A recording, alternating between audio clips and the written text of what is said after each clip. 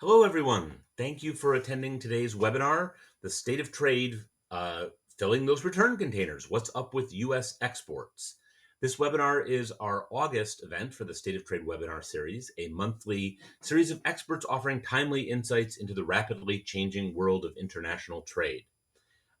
Any of you who are regulars who are coming back might notice that things look a little bit different around here. We recently changed our webinar platform, and we're excited for you all to experience it. As always, if you have any questions or feedback, we welcome it. Please send it our way. So before we get started, let's take on a few housekeeping items. On your screen, you'll see a sidebar to the right of the main stage. If at any time you need assistance during the live webinar, please message us in the help chat. You can ask questions through the Q&A tab throughout the webinar. Your questions will only be visible to you and the Flexport team. We'll do our best to answer as many questions as time allows. A copy of our post-COVID indicator report, which I'll say a word about in a second, and information about Frank's company, Export Now, are available in two tabs at the top of your screen. And we will also send you a link to Frank's new book. Congratulations, Frank. We'll introduce you in a second. But this is the Smart Business Guide to Chinese E-commerce. You'll be able to find that and the presentation slides in the public chat. Before we delve into everything, let us invite you to join us on August 25th for our next Logistics Rewired webinar, where we will discuss dangerous goods. You can find the link to register in the public chat. Also, an on-demand version of this webinar will be available shortly after the webinar concludes and can be accessed using the same link you were sent earlier. I know you've been ignoring me all the while so you could read the details of the legal slide, but there it is. Please keep in mind that all information provided in this webinar is presented based on the situation at the time and may not be customized to your specific situation. All right, let's get down to it. I'm Phil Levy. I'm Chief Economist at Flexport, and I'm thrilled that we have with us today Frank Lavin. Frank, welcome. Hey, Phil, thanks so much. Delighted to be here. And hello to your webinar audience. Glad to be able to chat about trade for a few minutes. Yeah, so before we chat about it, let me say why we're so excited to have you, which is Frank is the CEO and founder of Export Now, a U.S. firm that operates e-commerce stores in China for international brands. It was established in 2010. It's the largest offshore operator of Chinese e-commerce stores, helping brands from around the world in strategy and operations. Before he turned to this, Frank was a government servant in which he played a couple of really important roles. He was Undersecretary for International Trade at the U.S. Department of Commerce from 2005 to 2007. For those of you who are not steeped in government matters, this is one of the very top trade positions in the entire U.S. government. I think one could argue maybe second to the U.S. Trade Representative, but an extremely prominent position in trade policy. And he was the lead negotiator for dealing with both China and India, and was the senior policy official in the department responsible for commercial policy, export promotion, trade negotiations across the globe. Prior to that, he was U.S. ambassador to Singapore from 2001 to 2005, where his duties included helping negotiate the U.S.-Singapore Free Trade Agreement. So Frank is chock full of knowledge, and we're thrilled that he's here to share it with us today. So let's move on and give you an idea of the general structure of the kind of things that Frank and I are going to be talking about. We will start with an overview. This is where I'll squeeze in a little macroeconomics before we get down to company strategies. And we will also start with some broader data about how U.S. companies have traditionally approached exporting. Then in our next section, we'll get into Frank's insights and some of the strategies for how companies have and should approach entering new markets through export. We will then ask a bit about the geography of this all. If these strategies are one size fits all, or if location matters. And that'll also give us a bit of a chance to talk about China and the Chinese market in particular. And then we will turn, because it's me and I love my trade policy, to ask how this has all been affected by trade wars and shifting policies, if at all. And we'll look ahead to see what comes next. Then, time permitting, we will turn to questions.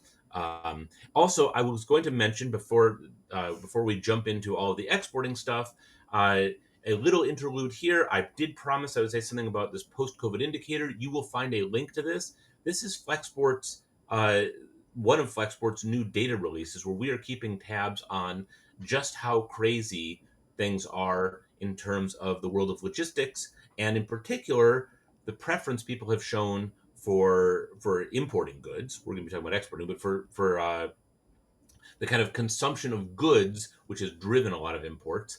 And I will just give you a teaser of this, which is pretty much full on crazy is our forecast through at least September. We quantify that, but you can see that in the release. So this is just out this last week, or just out this week, actually, Flexport's new post-COVID indicator. All right. So as we are wont to do, we're going to start with finding out where your heads are at, and start with a poll. So we're going to ask, what percent of your company's revenue comes from outside of your home country? So if you're in the U.S., this is what do you make from working abroad? Um, and so I'm going to pick my version here for Flexport. Actually, it's a guess, but it lets me see what everybody else is doing. So this let me ask you to chime in. Give us a sense of what your background is. Are you export experienced or export curious? Um, so thank you for those of you who have voted. We know there's a bunch of you out there, so we're gonna hold this open for a little bit, and then get back to our discussion of what's been happening with exports. So, all right. Okay, good. There's some more votes coming in. Thank you very much. It seems that we are bipolar today, Frank. That we've got people who Yeah. are either doing very little or quite a bit, which will Yeah. actually make for a very nice mix. We Well, do have some there's in. it's almost equal thirds, I would say, that there's a third that really don't do anything or much of anything, and there's a third that are quite global or quite international, and then there's sort of a third that is somewhere between those two, a different shades of gray, right? So That's a good way to characterize it. yeah. Yep. All right. So thank you all for those who have voted. We like to know what you're thinking and where you're coming from. We will then get into what I'm referring to as the export experience. So I'm going to start with the big picture. What have we seen? How important have exports actually been in recent years? All right. So here we start. This is taking the long view. This is going way back, and it's asking trade as a share of GDP. So putting it, obviously, the U.S. economy has grown tremendously in the post-war era, but but this takes account of that growth and says even on top of that growth, we've seen a lot. We've seen trade doing better and better. So this has both imports and exports there. Um, Exports are in the sort of greenish color, and imports are in the red. And Phil, may what, I just jump in on that? I of mean, course you can. because what are the drivers? So the trend is inescapable. We're seeing just a ongoing increase in trade intensity in the U.S. economy, and I dare say you'll see the same patterns in all major economies. What's going on? Well, two or three things going on. One is a general decline in formal trade barriers through the GATT process, now the WTO process, bilateral regional trade agreements. A significant drop in tariffs and non-tariff barriers. It's just easier to export. The second phenomenon I would say is this rise of a global middle class. If this were 40 years ago and you were in charge of international operations at Pepsi or something like that, you'd say, look, what we do is we sell in the UK, Germany, and Canada, and that's our international market. So our company's 90% American, and we do have a few markets where we do a little. If you were in charge of Pepsi today, you'd say, look, we're in 180 markets. You got to be kidding me.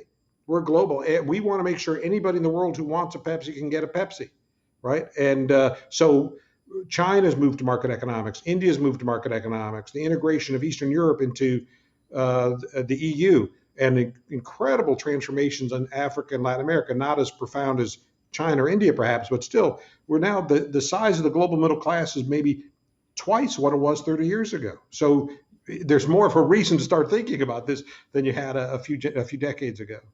Frank, you forgot containerized shipping.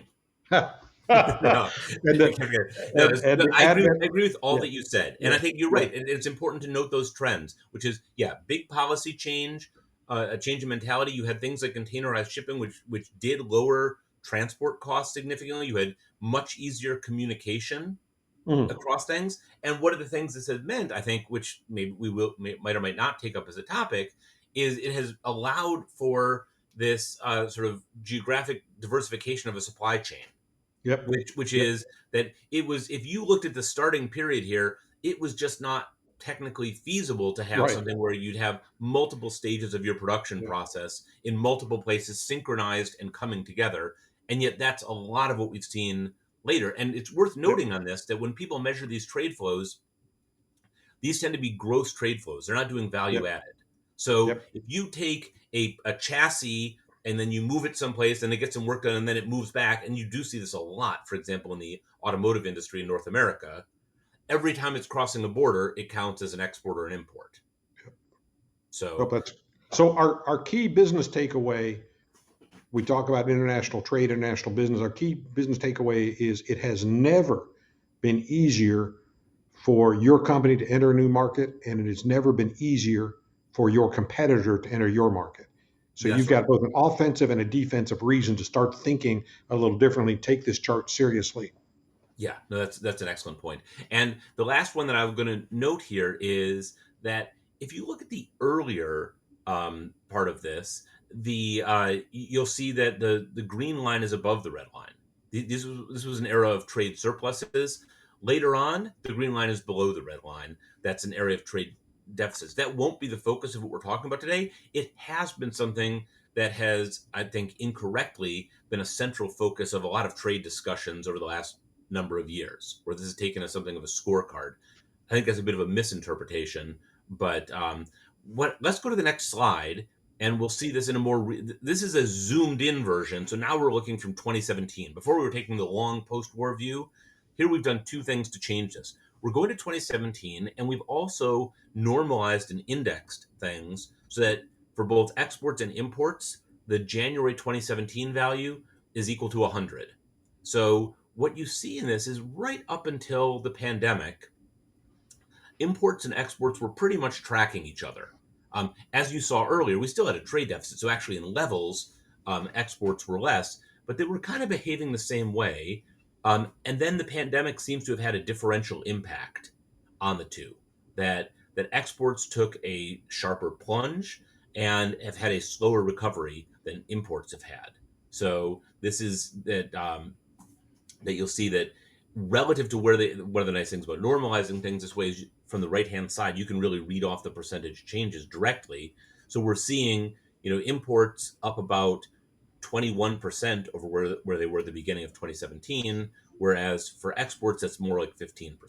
So a partial recovery. And part of the teaser title of this was what we've actually seen recently is this difficulty where there's this incredible crush for containers and getting goods into the US. And sometimes they've been so anxious to do this that they've shipped them out empty. So you haven't necessarily filled those return containers. At least in the US, this is an imbalance. Before Frank presses me for a business lesson, I'm going to give an economics lesson on all of this. Then I'll let him do his business lesson. And the economics part of this is one of the big determinants of what we see in overall trade is how is your trade partner doing? And so if you are thinking about export markets, it's just like any market you're going to sell into. If that market is booming with very high demand, you're going to do better than if that market is stumbling and shutting down. And I think that's part of what's playing in here is that very frequently a key determinant of overall US exports is how well our partner country is doing um, as a big picture demand. Don't worry, we're going to get down to the company level very soon. Frank, do you have any different take on this? My only comment is, on some of these economic indicators, like non-farm payroll, we see, although the trend's positive, the U.S. has not recovered its pre-COVID numbers yet. But boy, if you look at these trade numbers on both sides, you say, boy, not have only recovered our pre-COVID numbers, but we've passed them. So that secular logic of trade is strong. It's a dominant business trend that even go through this tornado of bad news over the last 18 months, and you still have a very quick recovery, and even beyond the status quo ante position. Yeah, no, I like that point. And one of the reasons I picked 2017 as a starting point was because we were, for a couple of reasons, we were having this idea that the death of trade was at hand. Mm, Whether it mm. was going to be that we were going to have trade wars, that we were going to separate ourselves off, and and then we had the pandemic, which at least initially it did cause these fairly Yeah, sharp dips. I mean, there yeah, you see exports down about 30%, right. and 30% from 2017, even more from where they had been, and imports down about 15-20% from where they had been.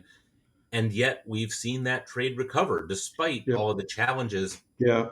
And I think a lot of Phil, our audience will be well versed in the logistics challenges that there have been. right.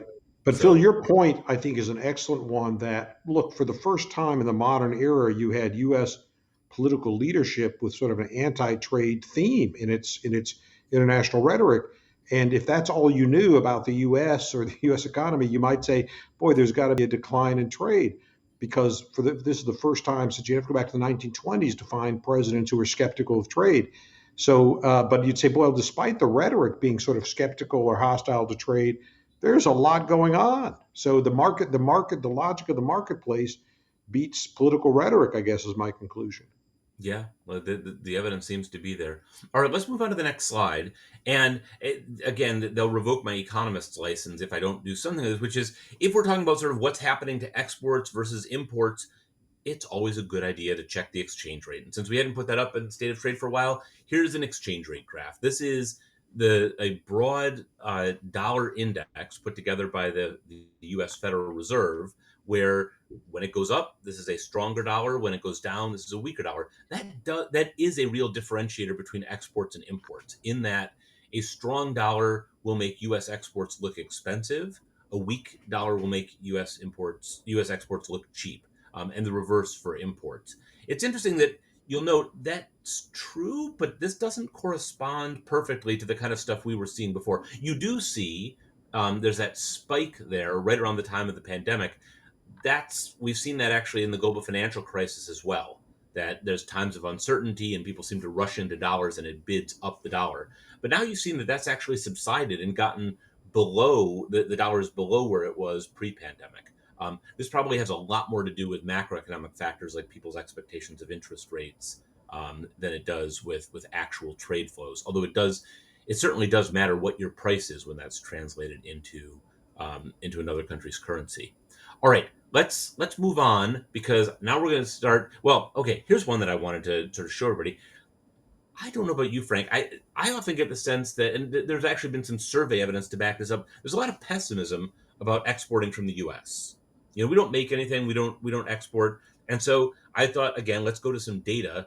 This is taking the world of the top 10 exporters. So this is not overall global exports. It's just let's look at the top 10 countries by exports. Who are they, and where does the U.S. rank? But where do other countries rank for those who are listening in elsewhere? And we see China as the top exporter, but there's the U.S. as number two, closely Yeah. followed by Yeah. Germany, and then we get a range, the Netherlands, Japan, Korea, and Hong Kong. But Yeah. this is, I think my own views when I've talked to, people on the street or you look at some of these surveys, I think a lot of this gets colored sometimes by who makes consumer goods. Um, Well, there's two or three segments where the U.S. can really lead the world, and then there's a lot of other segments where competitive, but you're in the middle of a glorious competition with others. But we certainly lead the world in the mass premium consumer goods. I mentioned Nike and so forth, but Levi's, Jack Daniels, Disney. So we certainly do extremely well in that space. Agricultural products. We have just maybe the most efficient ag sector in the world, and our ag products go well. Services, we do extremely well. Typically run educational services, health services, other kind of services, which are huge contributors to our economy. So there's some sectors where we just do extremely well. And there are others where we compete, and in some markets we can do okay and we can prevail. Autos, we can do very well in Western Hemisphere with our autos. The U.S. car companies do well in China, for example, but U.S. car companies don't do as well in Europe or Japan, where they have a very strong local auto industry. So I wouldn't. By the way, I would say this is where we sort of depart from macroeconomics. Forgive me, Phil. This is where we depart from macroeconomics and go to theory of the firm, because okay. I would say your success in a new market is overwhelmingly dependent on your behavior, your product, your value proposition, and it's not really dependent on whether you're originally from the Netherlands or Japan or the United States. It's not really. That's not 100% true, because there are going to be some product segments, call it French wine or German auto parts. There are going to be some segments where that national brand helps, and there's certainly cultural elements. I think if you grew up in the EU, you have more of an orientation toward exporting other markets. If you grew up in the U.S., You could have a 20 or 40-year journey just to establish national distribution in the US. So your entire corporate culture is domestic and nobody ever really started thinking international. So there are some elements of national pedigree that might affect your orientation. But over the long run, I think it has much more to do with your firm and your product than it has to do with your domicile, your national domicile. Great. Well, hold that thought because that's actually what we're going to do the whole rest of the Oh, webinar. all right. All No, right. that's good. It's a perfect segue. So let's Yeah. start. Let's follow Frank's lead and get right down to looking at how companies behave and what do we see. And this takes a little bit of explaining because we got a whole bunch of colored bars here. But to Yeah. me, this is a sort of astonishing statistic. This is a survey. It's now about 5 years old that the Department of Commerce, your old stomping grounds, Frank, the Department of Commerce put out in a survey, and they asked companies that were already exporting. So that's the key. You get a lot of companies that don't export, but these are companies that have already managed to export. They're asking them to how many markets, to how many countries do you export? And the reason there's a number of colored bars is the one on the left, if you want to just look at a single one, is the one with the number at the top. That's for the whole sample. Then they give a breakdown, whether that's manufacturers, wholesalers, or other. And we won't get into what they put in other because I don't have it at the top of mind. But we can look at the stuff on the left and see this is saying that over 58% of the companies that did manage to export, so they've already overcome whatever hurdles there are about figuring out exchange rates, figuring out logistics, finding your freight forwarder, doing all of this stuff. They only went to a single country. They got to a single country Yeah. and then they stopped. And some of the Pepsis and the like that Frank was describing earlier, where you're look, I got to be all over the world.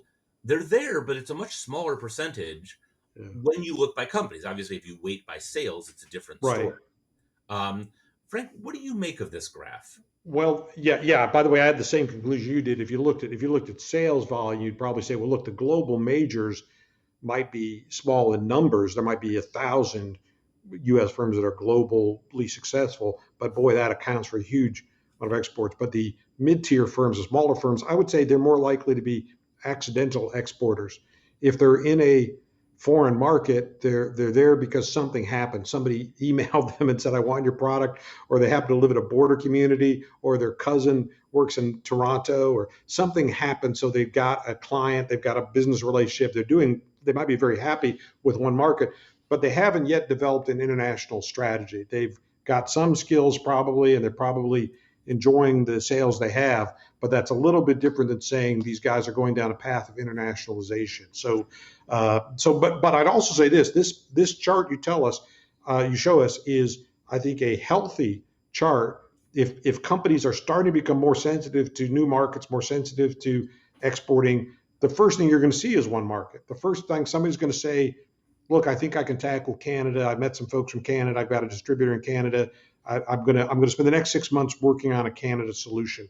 And so it's no surprise to me that company has one success, right? And maybe they spend a year or two coming to terms with Canada, and they say, well, now let's do Mexico. So that's okay if that's your path. I mean, my message to companies is, look, every company's got its own appetite, its own budget, its own preferences, its own capabilities, and it's not for me to say in the abstract, here's what you must do. All I'd say is if 100 is your global major and 0 is your the corner barbershop, you probably don't want to be 100, but you don't want to be a 0 either. You got to have some kind of international focus or footprint or discovery process, and you got to start the conversation. You have to talk with your distributors, with your bank, with your accounting firm, and start talking about, if I wanted to go to Canada in the next 12 months, what would I do? And by the way, what are my competitors doing in Canada? Luckily, you can go online, you can find all the stuff. You can go to trade shows, trade fairs, you can search at online distributors, and you can come back and say, here's the Canadian market, and here's how it's different than the US market. And you can go to the local college and get a business major and say, guess what? You're now vice president of international strategy, and I'm going to give you $500. Then you're going to come back with a PowerPoint on what the market's like in Canada. Yeah. I would note on this. Yeah, I like your story about you start with one and then you move on, and Yeah. we're limited here because we're just looking at one snapshot in time. Mm. It'd be easier if we were seeing something longitudinally that went on. This looks to me, if you really had a story where somebody took a couple of years on their first market and then they expanded, by the time you took a snapshot, given the duration of how long companies work on things, that would be 10 to 15% of companies having one, but then a Right. big bulk having moved on. This looks to me like a bunch got, I like your phrase of, and we're going to come back to that, this being an accidental exporter, but Yeah. this looks like a bunch of people are getting stuck at one, where their Yeah. friend in Toronto or their cousin. Well, I hope not. You never know. You never Yeah. know. And let's face it, there's business life is full of challenges on a sunny day. So when somebody calls you up and says, "Would you please design a strategy so we can go to Spain?" You say, "Look, I've got a full day's work. I've got a full day's work, and I've never been to Spain. I don't know anything about Spain, and you're just throwing this stuff at me." So I actually find it kind of unappealing. So there's a lot of answers in human nature about why that person never gets around to going to Spain. What we say is, look, on any given day, the right answer might be don't go into a new market. That might be the right answer at any given moment. But cumulatively or an extended period of time, it's always the wrong answer. Because say if all you do is sit still, that's not a strategy. And by the way, all your competitors aren't sitting still. Yeah, no, good point. All right. That's also, again, a good segue to our next poll, which is what are the things that one worries about? What are the obstacles that one might have for going into a new market?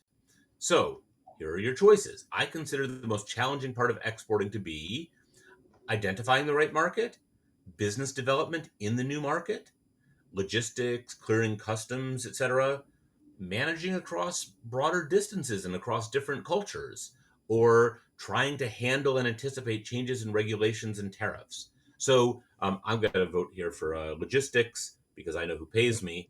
The Frank, you can vote for whomever you want, but the But I'd say this: if you go to Flexport, logistics is not a problem, Phil. You really ought to give those guys a call and work through your problems with them. That will I really worry about fade. logistics morning, noon, and night.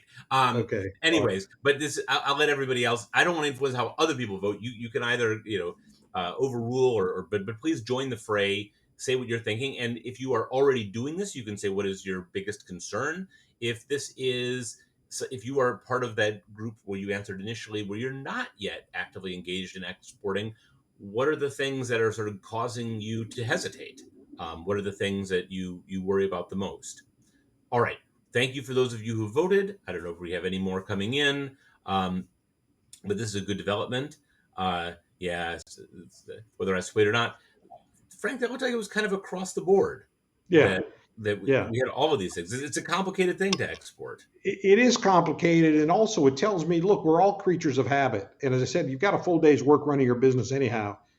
And when you sit down and talk with businesses and say, what are you trying to do next year? What is your goal for next year? What needs to happen to your company for you to deem next year success? The answer overwhelmingly is MOTS, more of the same. I want more sales, more revenue, more customers, more profits. That's what I want. That's what I've got to take my numbers up 10% or 15% or 8, whatever, right? Meaning very few people give the answer saying I've got to get to new territory. I've got to open up a new market. That's what I need to do. So for most businesses, entering that new market is a means to an end, and it's not viewed as strategic. It's viewed as merely additive revenue, if it is additive revenue. So for companies that are thinking quarter to quarter, where can I get my revenue up 10%? Year on year, there's an argument not to go to new market because you say, look, over a period of several years, you might be very happy in this new market, but it might not for the next 6 months. It might absorb your time and even some expenditures, but it won't necessarily show up big in your books. You might not book that order in a few months. So let's delve into this and let's spend a little time. I like the comment you made about how you get people who are accidental exporters. Mm. How do you avoid being an accidental exporter? Let's say you've got a product or service that's been successful domestically. How should, and yes, you're right, there's this strong tendency to do more of the same, to just double down on what's been working so far. How would you recommend someone think about exporting? So there has to be some mechanism in this company to take new market entry out of normal business operations because all the sales team, finance team operations, they're just saying MOTS. We're just trying to get our numbers up, right? There's got to be somebody in this company that says, yeah, okay, that's fine, but we're going to devote some resources over the next 6 months and some personnel time to Canada or Mexico or international trade fairs or God knows what. But if you don't have that senior level commitment of saying, uh, it's worth the journey is worth the cost, then you're never going to get there, right? So somebody on top has to say, look, I can't put 20 people on Canada, but I can do a few things, and we're all going to take a quarterly trip to Toronto, spend a long weekend, spend 3 days in Toronto, checking out supermarkets in Toronto and seeing who's carrying competitive products and what they're priced at. And we've all got a smartphone. We can all Google this stuff. So we're going to come back with, I think, a pretty good data set, right? And then we're going to talk to all of the potential distributors in Canada. We're just going to start knocking on doors and having conversations. I mentioned something a few minutes ago too, Phil, that I'll repeat, which is, look, you need friends, you need allies, you need force multipliers.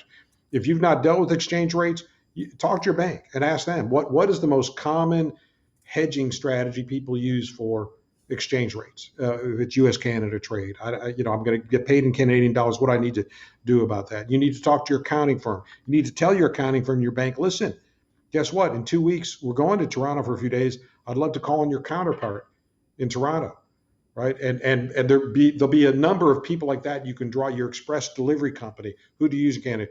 Your U.S. distributor might say, yeah, we have Canadian operations. Sure, go see that guy. So the point is, you need to do a little bit of diagnostic work, a little bit of discovery work to understand the lay of the land, understand the competitive map, the frame. I keep saying Canada because for a lot of U.S. companies, that's sort of the first place you go, right? Because it's the most familiar market. It's easy to get to. It's for Americans, it's pretty easy to understand consumer behavior and so forth. So you're well within somebody's comfort zone, right? But I put Mexico in that category. And let me mention something else, that what we've seen evolve over the last decade or so is the evolution of digital trade, digital business, e-commerce, which is where I am. But the point is, all of a sudden your costs drop and your ability to distribute goes up. So I would ask anybody who's in the DTC space, if you're direct-to-consumer space, be it Amazon, be it your own website, I'd ask anybody, get data on how many orders are coming in from overseas and think about building that out. Because if it's something as simple as saying, you know what, 10% of my orders come from Spanish-speaking countries, I say, you know what, you better get a Spanish language website going. And by the way, you better get some Spanish language social media going. And this will cost you nothing. It'll cost you less than putting one guy on the ground, right? So get that going. All right, and that's, by the way, that's what we do in China, which is just to say, even if they don't really know your product or don't have familiarity with your product, the market is so huge, it's bigger than the U.S. market, that an e-commerce allows you to be successful with very small penetration. So to say, it's very appealing to some U.S. brands. So I like your examples, and let's say we're talking about a company that's in Chicago, for example, and they do just what you said. They've got Toronto's nearby. Everybody has an offsite in Toronto. They check out the grocery stores. Yes, there's an opportunity here. Now you're one of those 58% that exports to one country. Yeah. Canada's a major trading partner. It was close. So you gave some idea about what comes next. Like, hey, look, I noticed that this has a lot of appeal for um, Spanish-speaking, customers. How does one system? But that also sounds a little bit accidental. Not really, but that they found you perhaps rather than you finding them. How does one then say, I heard Frank talking about you. I want to be the next Pepsi. I want to go to everybody. I want to get big. How do I get maybe not to 100, but from one up to more? Yeah. Well, look, we need to have a little more discussion on the business model. A lot of businesses use distributors, wholesalers, and what they're really trying to do is court that distributor in the market. This is the old sort of British trading house model. And the point is, what is it about you that makes a distributor want to have confidence in you, and how can you strike that relationship, particularly if you're mid-tier, right? And the numbers might not be so huge, but they're respectable, nice numbers. But nobody in Mexico is waiting for you to knock on the door. Look, nothing beats conversations. Now, I mean, you've got to show up. You've got to get to the Mexican trade fair or the China trade fair, and you got to have these conversations with distributors and bring the samples by and host these people in the U.S. Nothing, as we say, life is a job interview. So you've got to be able to connect with people. Now, if you're going DTC, you have a little more power in this discussion because you're putting up your own website or you're selling directly yourself. So you don't have to wait for a distributor to love you. There's no gatekeeper that you like, and you can just start marketing directly. But otherwise, you have to cultivate someone. And I would start the question by saying, who's your U.S. distributor and what's their international reach? And can we start some experiments? We've seen this in China because Walmart has its own footprint in China, and we've seen companies that have really good Walmart relations in the U.S. At least they are entitled to a conversation with Walmart China. It's a different purchasing group, definitely, but at least at least there's a willingness to entertain the idea. So they're piggybacking on a strong U.S. success to look at a China strategy. I want to get into China strategies and to sort of geographic diversification. I want to pick up on one point you just made, though, before we do, which is you talked about the value of sort of an in-person conversation and relationship building. How much harder is this in this particular time with the pandemic, where it's even your very comment about let's all go to Toronto, not as easy, and you've crossing international borders is not what it was a couple of years ago. Yeah, I think you're right. I think that's unfortunate because then we're all sort of biased toward the familiar. And you say, look, I can't really spend a lot of time listening and learning about new brands or new products. I just don't have that bandwidth, and I'm not going to spend my weekends, trying to understand what these guys are doing. So unless it's intuitive or I've heard of it or there's some razzle dazzle there, it's difficult for me to buy into what you're doing. So it puts a burden on your relationship managers, your sales team, about how do you cultivate these new relationships. And I think you're right. You're at a bit of a disadvantage if you're a junior brand, a smaller brand, and trying to understand. But look, life is a sales call. A lot of life lies in knocking on doors and trying to find a way to make yourself relevant and trying to give that other party a reason as to why should they fall in love with you? Why should they fall in love with your product? Meaning, is there something distinctive functionally about your product that it just does a better job?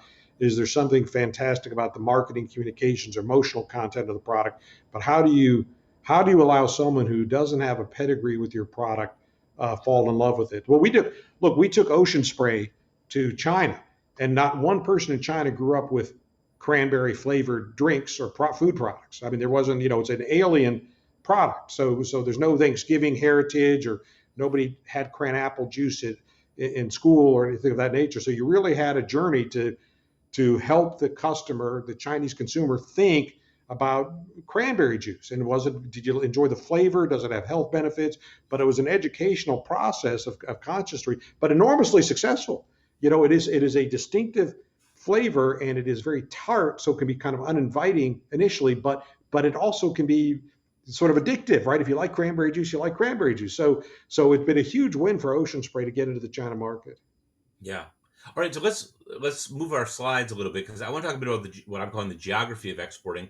But we've talked not exclusively, but heavily on some of the sort of broader strategies. Getting beyond your regular operations. Talk to your bank, um, distributors, and some of those can apply to any market. So Yeah. next slide, please. What is the difference, though, if I'm trying to think about whether I'm going into Canada, or let's say I'm coming from the US, whether I'm going into Canada or I'm going into Europe or I'm going into China? Is there a difference in approach, a difference in strategy? Yeah, I think so. First of all, for the people who are newer at the game, whether you're in one market or two markets, you're sort of new to this business. You probably have limited capabilities and limited resources to allocate. So you're not going to target 10 markets to go into. But you could easily say, look, there's 4 markets or 5 markets we want to monitor. We want to collect data on. We want to look at sales of our market segment on. We want to look at news trends in these markets. We wanted to see what competitors are doing. So we're going to monitor the next 4 or 5 markets, but we might only pick one of them to go into. And I would say one of the biggest mistakes people make in the early days is they don't align capabilities with aspiration. America has a very aspirational business culture. We're here to take over the world. I'm all for it in a business sense. Uh, but to say, look, if you've never done foreign exchange before, or you've never done international logistics before, there's going to be a learning process. It's not overly complicated, and you sit down with Phil and his team and talk about Flexport, and you'll get a solution there, right? But the first time you do it, you've got to absorb that and figure it out, and timing and cost and warehouse operations. So it's a little bit of a journey. So I'm saying, that's why a lot of people start with Canada and Mexico. The big exception, of course, being digital, being e-commerce, because you can be global day one, and you'll see firms that are global day one with just a website. Actually, so let's delve into that, because that is an area of special expertise for you. It's part of what you've written your new book about. Yeah. Is that true? Is it really sort of one size fits all, even in the digital world? Or how much do I need, for example, language customization, or to meet certain regulations about operating in different Well, places? I'd say this. I think a successful brand is one size fits all in the sense of this brand has the same value proposition in every market. It might not have the same consumer appeal or ultimate success in every market, but a successful brand stands for the same set of goods, and meaning Mercedes-Benz means the same thing in Brazil or Japan or China or the United States as Germany. It has a certain meaning, and they keep that intact. And as we say, there's only one cup of Starbucks in the world. Starbucks has identical quality in every single market. If you go to the Starbucks in Paris or in Guangdong, you will get the exact same cup of Starbucks. So there's no third world Starbucks, there's no down market Starbucks, there's no discount Starbucks. It stands for something. So it's that certainty of the value proposition. So that is what's, I think, a given and important for a successful brand. Now, how you market it or how you tell your story or what your customer base is, those will all be localized. It'll be a different group of people in China who like Starbucks than in Paris who like Starbucks. They might like it or expect different things. So in China, Starbucks, that free Wi-Fi is very important because now you've established a gathering place for younger people that is not serve alcohol. So your mom and dad aren't upset or angry if you say, I'm studying for the math test. We got a group going to Starbucks, so we're going to go through our math homework. You say, well, that's okay. That doesn't bother me, right? So you've now got you've created a gathering place. You've created a social environment, right? That might be very different in Paris, where somebody says it might be more functional. I need a cup of coffee, right? And what I want is just precision in how you make the coffee. That's all I need out of that proposition. So I'd say a good brand has one value proposition, but then localizes communications and its attractiveness to that consumer base. If we look across the globe, we've got a nice map out here for us to help us do that. Are there regions or countries that you consider, and this is not just what you're doing now, but looking back, are there some of these which are, easy, intermediate, and hard? I mean, are there different levels? Are there things like, Yeah, this is not for yeah. beginners, don't try this until you're experienced? Yeah, and look, here's why China leaps up and maybe even ahead of Europe or Japan for a lot of Americans. So the easiest are typically Canada and Mexico because there's a level of familiarity, they're geographically proximate, there's some, there's cultural awareness and connectivity. So if everybody in Mexico is happy about something or unhappy about something, you can pick that up pretty readily, right? So those tend to be nice starting points. One reason why China leaps up, though, ahead of, say, Europe or Japan, is the lack of incumbent brands in that premium space and mass premium space.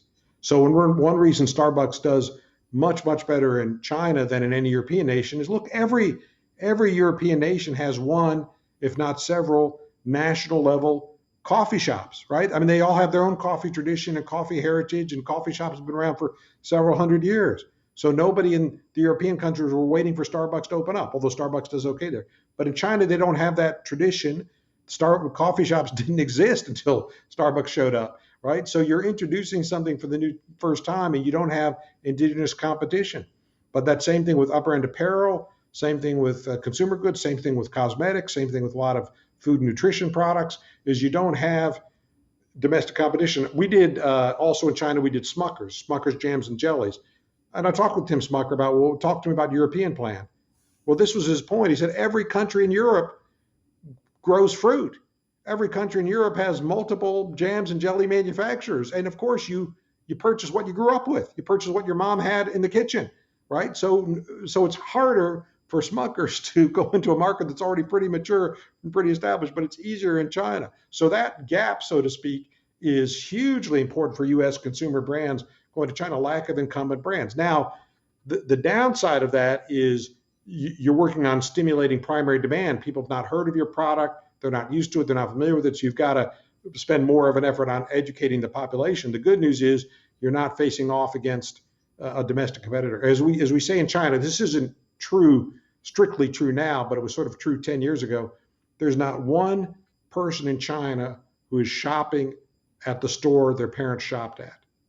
There's not one, whether you want a shirt or a pair of eyeglasses or whatever, there's not one person in China who's saying this is where my mom always went, or this is where my dad always went, right? So there's not a legacy or an incumbent brand. That's not strictly true now. It was very true 10 years ago.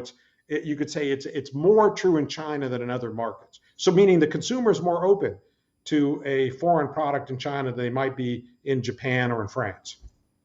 What if we're not talking about a consumer product? What if we're talking about, a business to business product? Industrial product. Sure. Well, I would say this. I would say this. What is the value proposition of your product?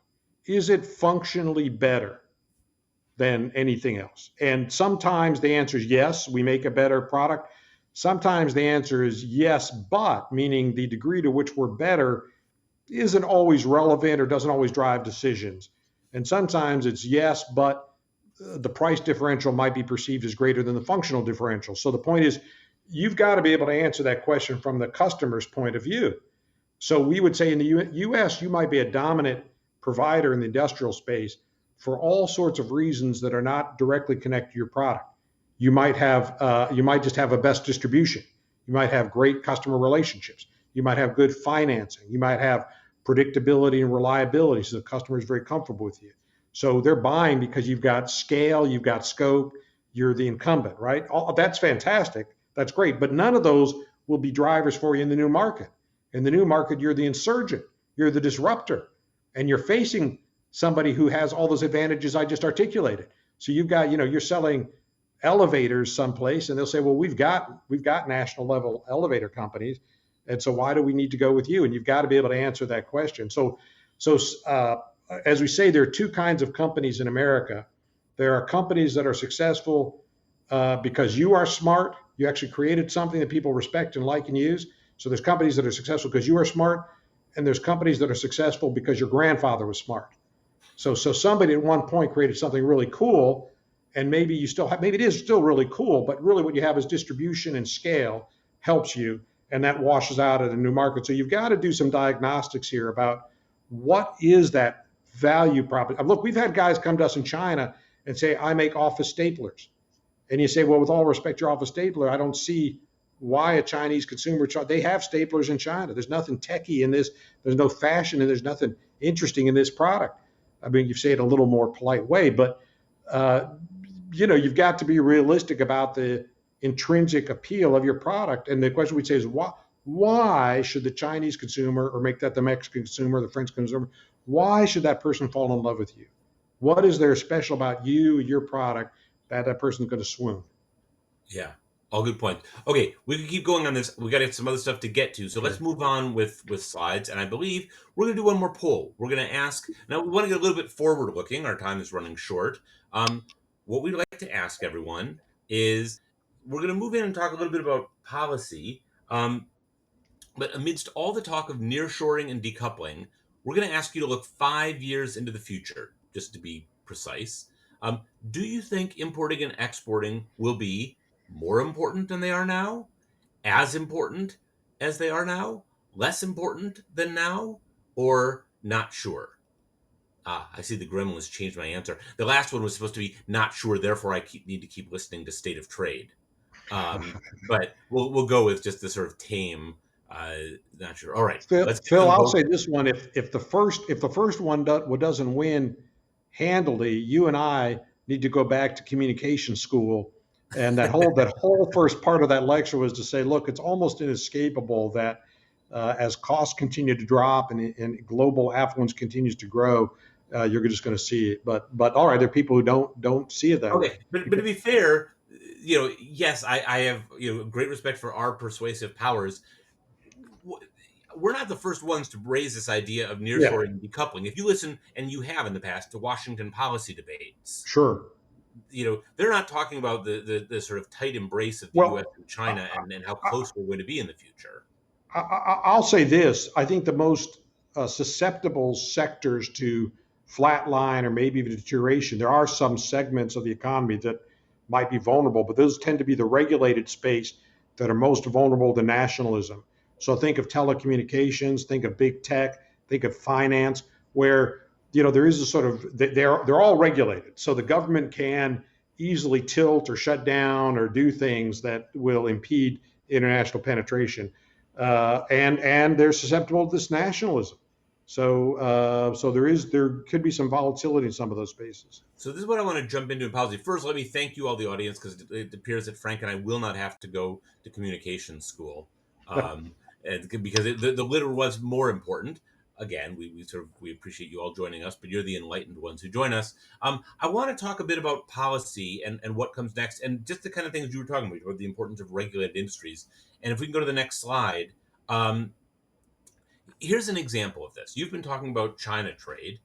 Yeah. If we watch what we obviously had this trade war with China, and there certainly was an approach from the previous administration, which is the amount that the US would export to China, it would be broadly regulated, and not just in those tech sectors, it would be Right. in agriculture and others, and you would set numerical targets.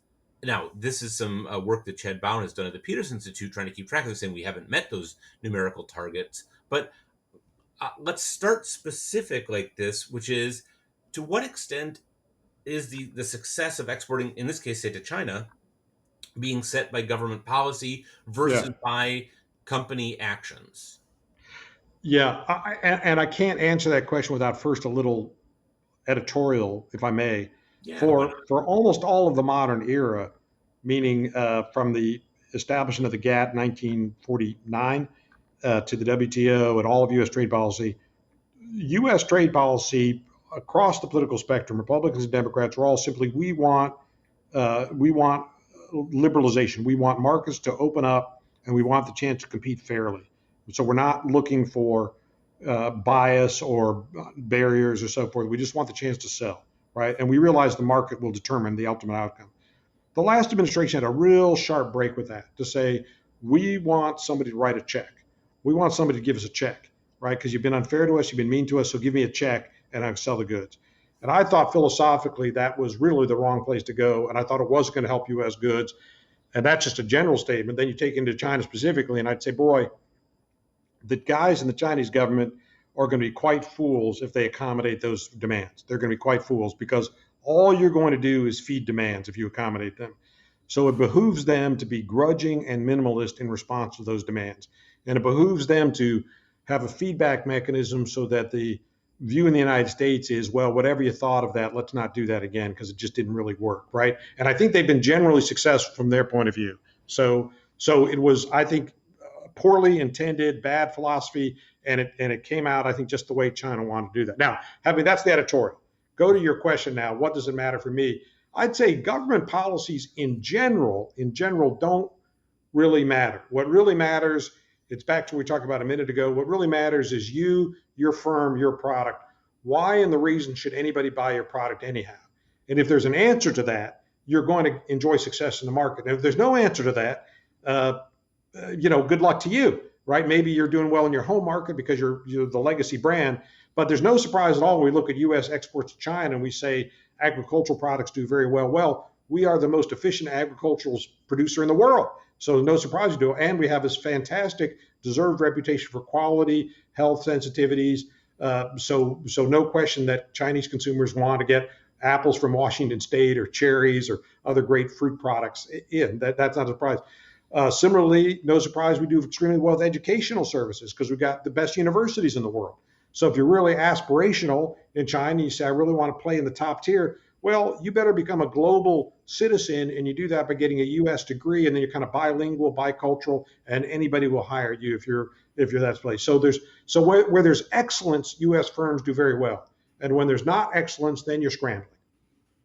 Yeah.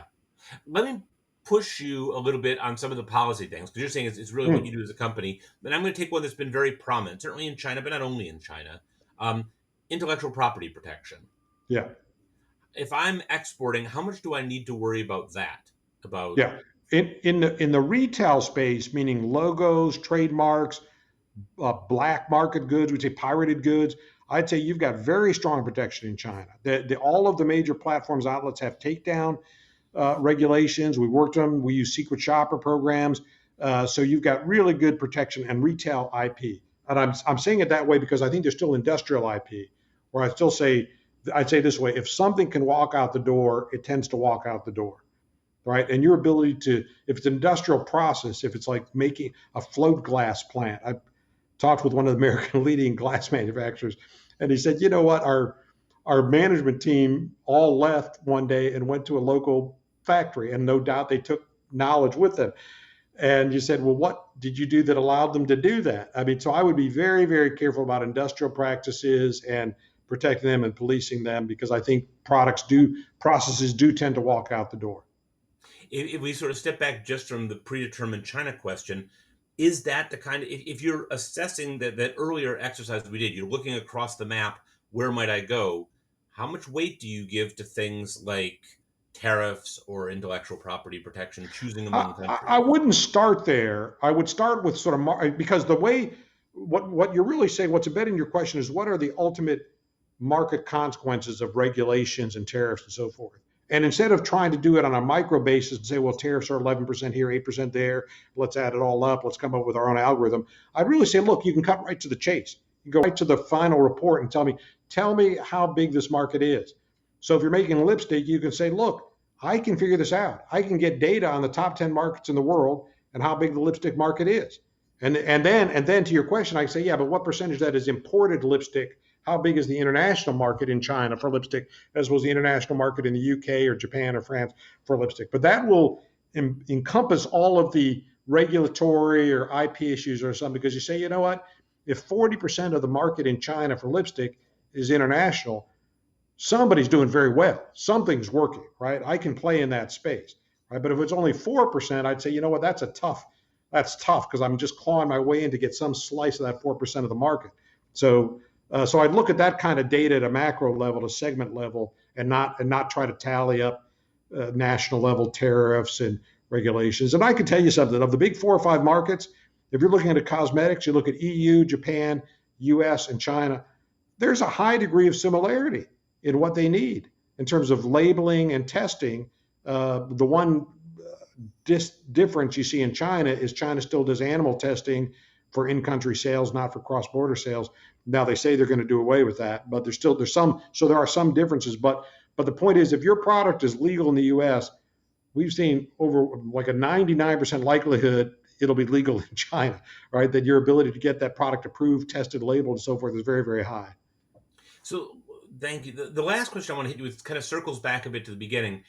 When you were looking at that initial graph of trade to GDP, Mm, and you said the big upturn, you said, well, part of this was we liberalized trade.